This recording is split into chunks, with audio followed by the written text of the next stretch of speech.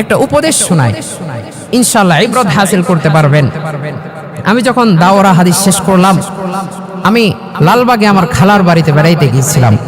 আমার খালু যান আমার একটা নসিহত করছেন, খুব আমার হৃদয়ে গেঁথে গিয়েছে নসিহতটা, আপনাদের উপকারে আসবে। তিনি আমাকে বলছেন, বাবা দাওরা তো কমপ্লিট করছো, হয়তো আরো কিছু পড়াশোনা করবা, তবে জীবনের একটা গতি পর্যন্ত এসে গিয়েছে, তোমাকে একটা নসিহত করি। একটা হাদিস তিনি আমাকে বললেন, এই হাদিসটা আপনাদেরকে শোনাই।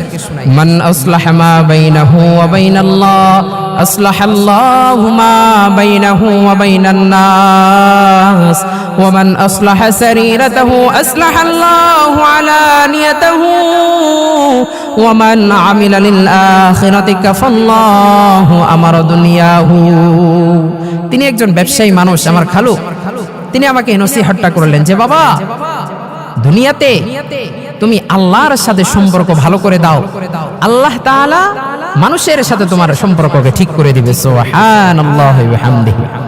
তোমার গোপন আমলগুলো সুন্দর করো, আল্লাহ তাআলা তোমার প্রকাশ্য আমল সুন্দর করে দিবে।